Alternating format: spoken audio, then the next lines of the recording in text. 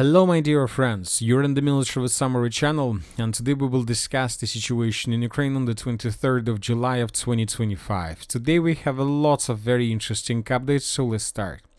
And first we're going to talk about the third round of talks that is going to take place on the territory of Istanbul.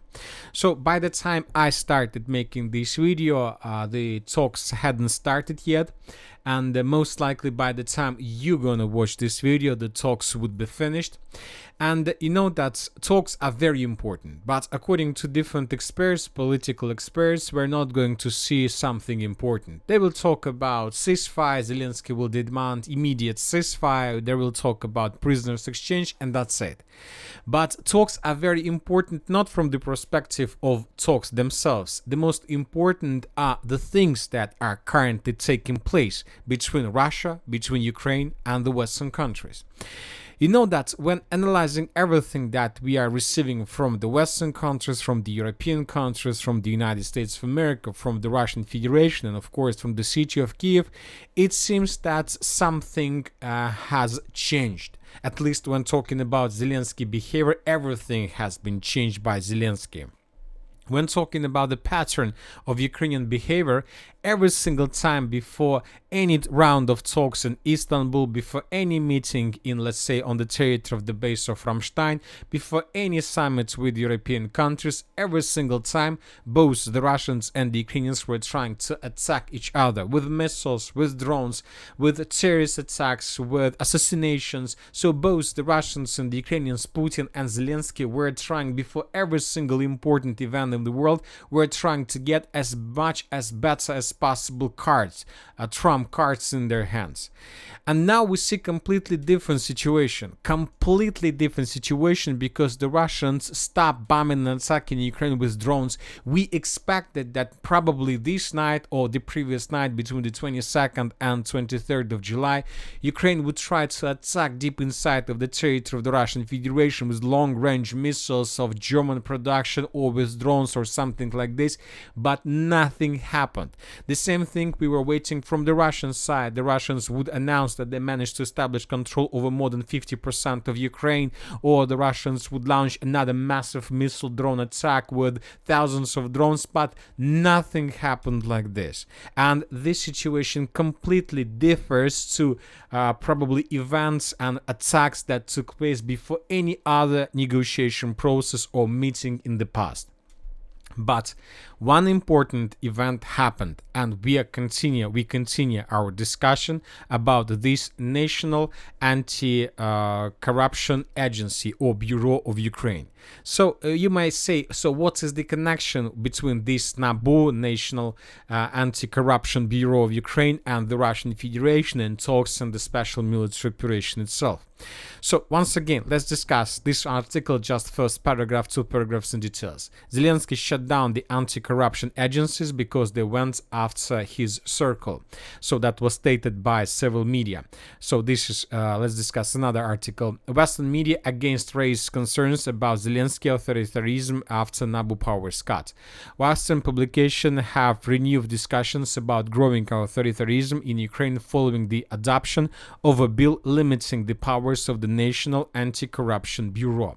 So what is the connection with the Russian Federation and with the talks, and why Zelensky, instead of launching missiles and drones deep inside of the territory of the Russian Federation, why Zelensky, instead of attacking the city of Moscow and St. Petersburg with ballistic missiles, decided to shut down this government office? And to understand this, it's good once again to open a video that was published several years ago by the president of the Russian Federation, Vladimir Putin, before the beginning of the special military operation. And during this video, Vladimir Putin was talking not just about Ukraine.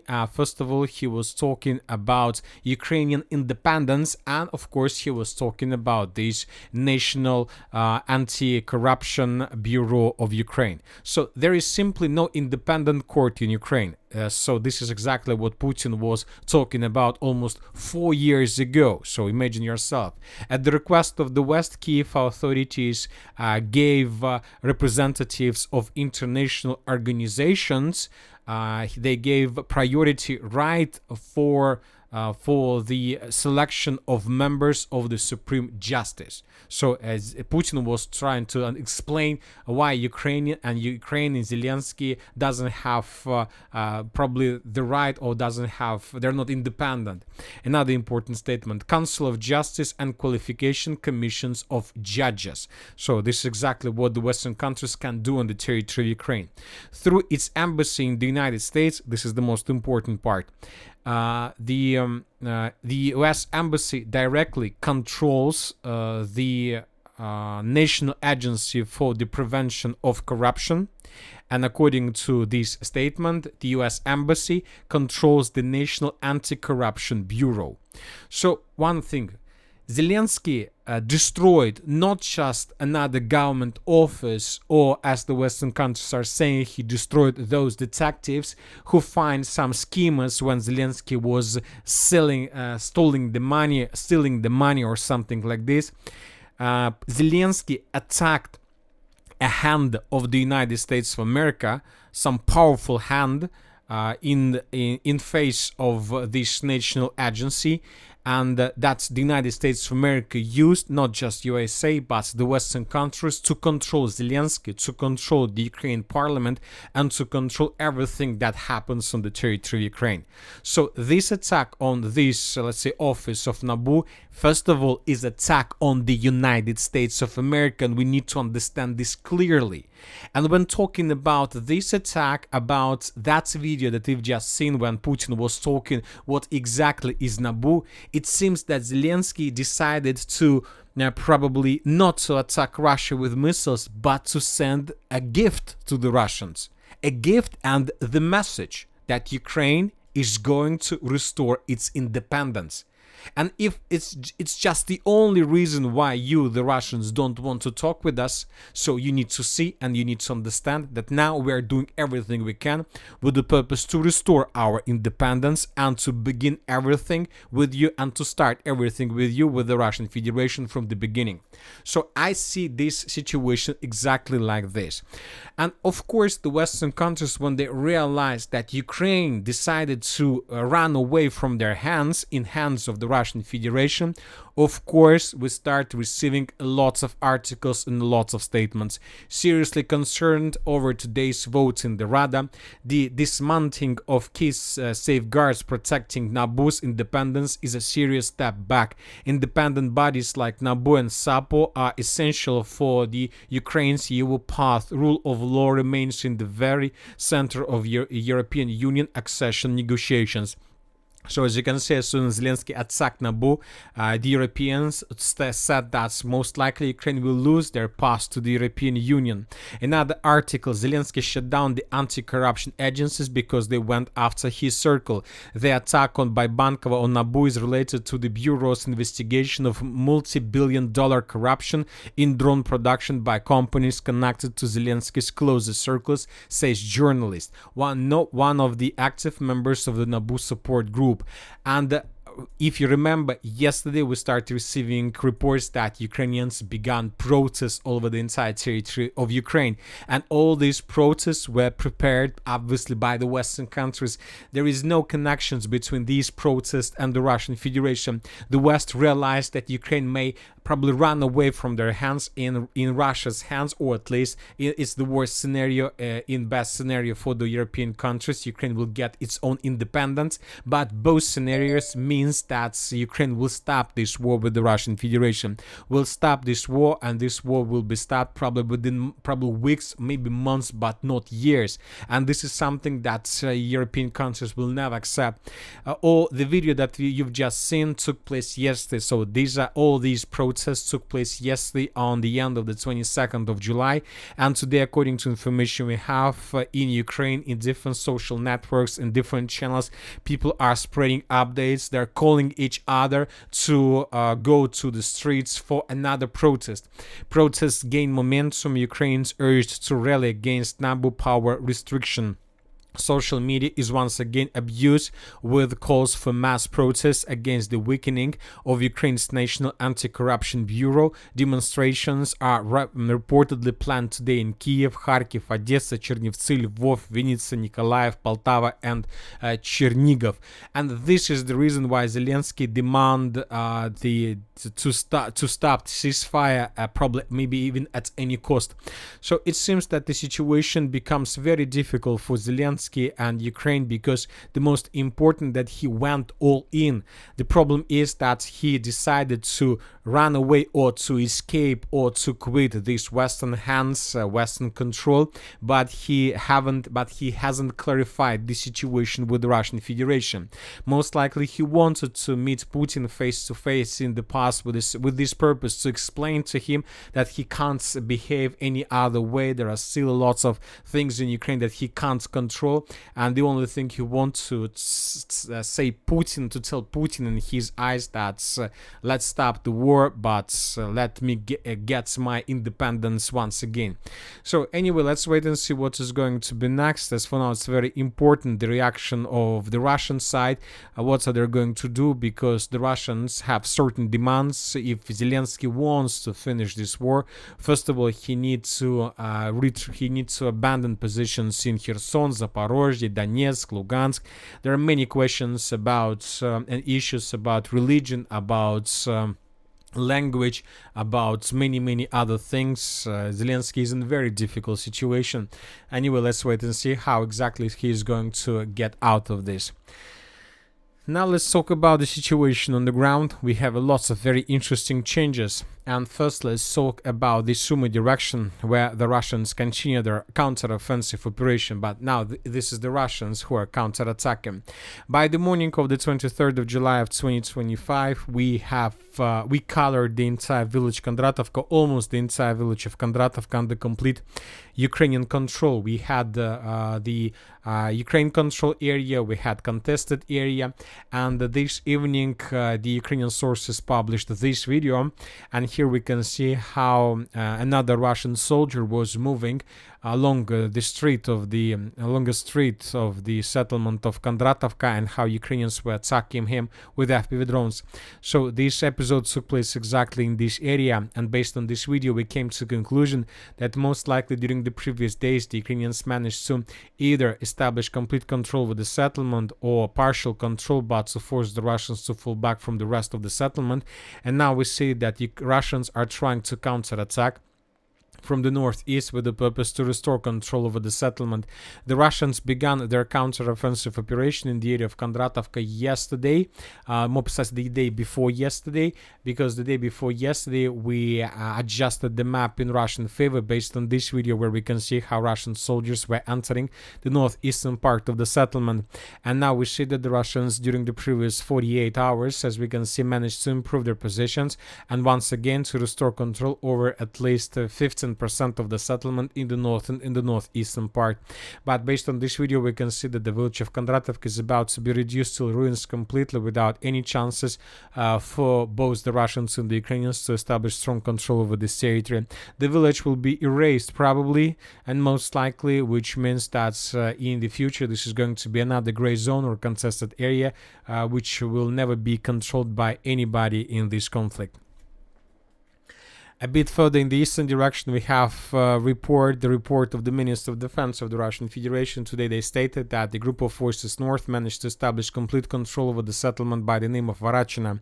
Would like to remind you that yesterday several pro-Russian resources republished this video, where we can see how another Russian soldier raised the Russian flag in the most southern part of the settlement. And based on this video, yesterday we adjusted the territory in the village of Vachina. And just today, on the 23rd of July of 2025, the Minister of Defense of the Russian Federation confirmed this piece of news. So the village was colored completely. Furthermore, the Russians, according to different resources, managed to improve their positions even further in the southern direction. So now it's not clear what exactly the Russians are planning to do after the fall of Vachina. Either the Russians are going to attack, to send forces in the area of Yabunovka with the purpose to finish the battle for this village as well, or they will send their units in the direction of Kondratovka with the purpose to stabilize the situation and to restore control over this small village. So obviously the next 2 days we're going to receive everything to understand and to get answer to this question. Now let's move further and let's discuss the situation in the Kupiansk direction, in the southern part of the Kupiansk direction, the Liman area. The Russians during the previous 24 hours managed to improve their positions along the river of Nitrius. This information was provided by pro-Ukrainian resources. Several tree lines and fortifications in the fields were taken by the Russians. Furthermore, right before we started making this video, we got report that the Russians began assault operation on the settlement of Kolodisi. Currently there are very heavy clashes for the settlement. The Ukrainians show fierce resistance, but it seems that the Russians will take this village under complete control during the next several days. If the village falls, then the Russians will continue their offensive operation further in the direction of the settlement of Stavki, and the Russians will try to outflank Ukrainians in the area of Zarichna from behind, and they will attack them as well. So it seems that the northeastern flank front defense line of the city of Liman is about to collapse under the pressure of the armed forces of the Russian Federation.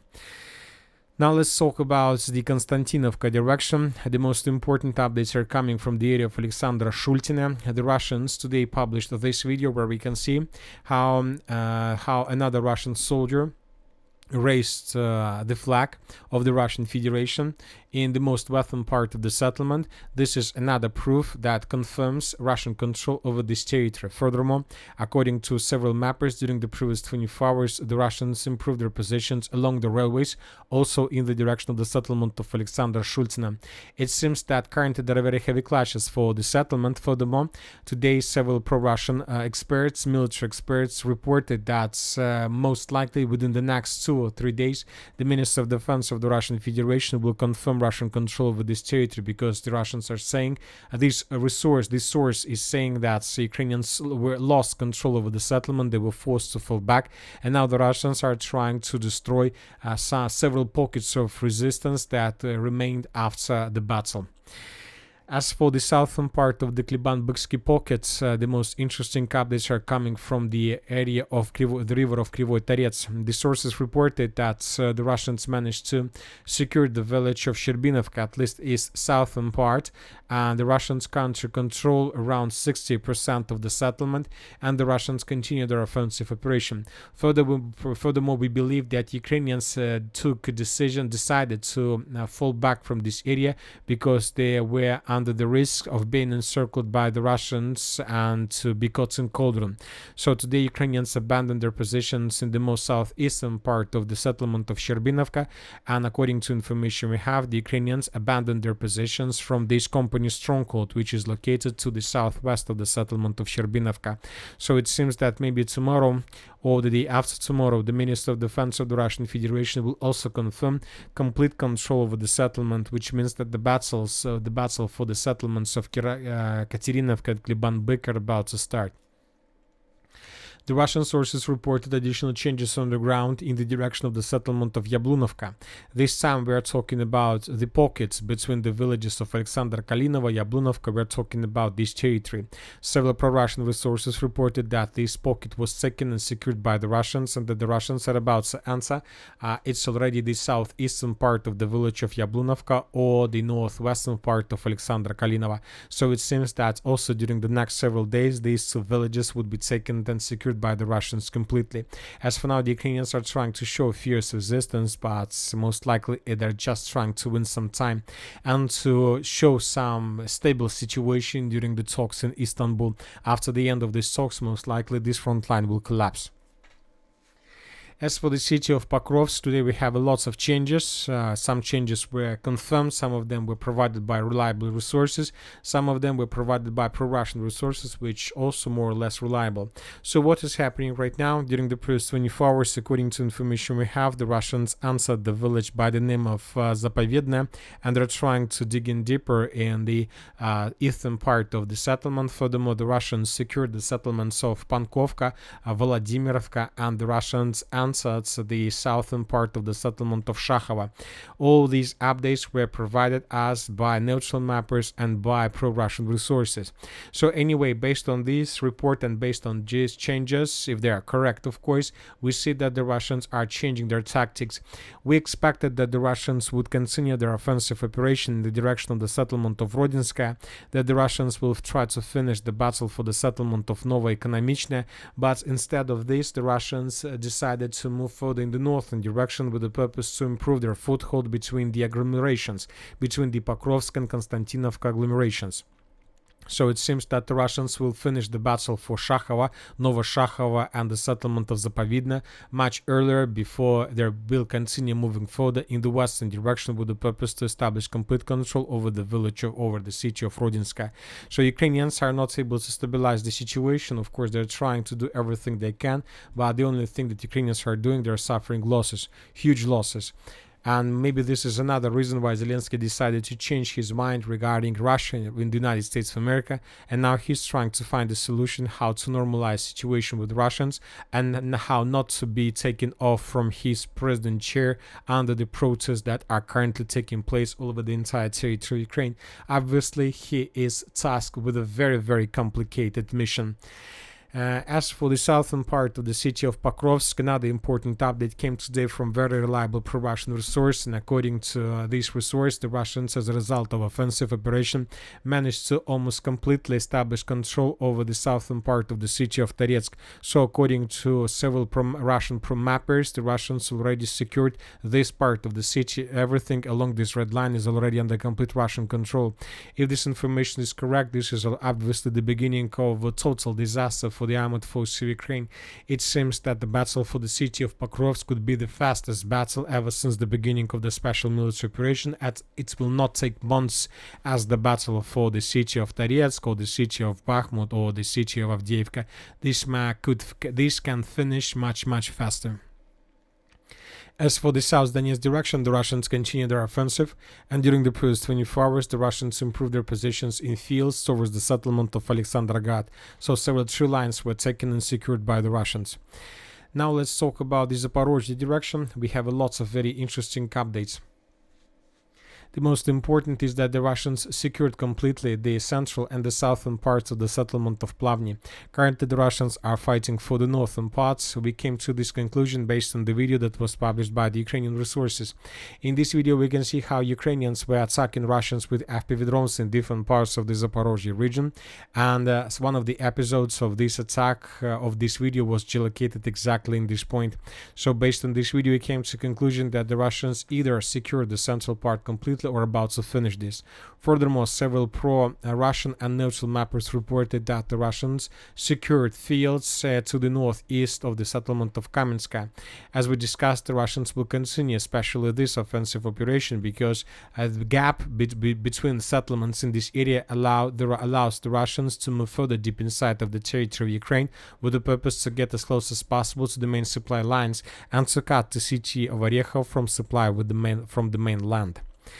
And that's it for today. Military Summary channel reminds we condemn any violence in the world. Thank you for your watching. Subscribe to my channel, put your likes, join my Patreon, and have a good day. Bye bye.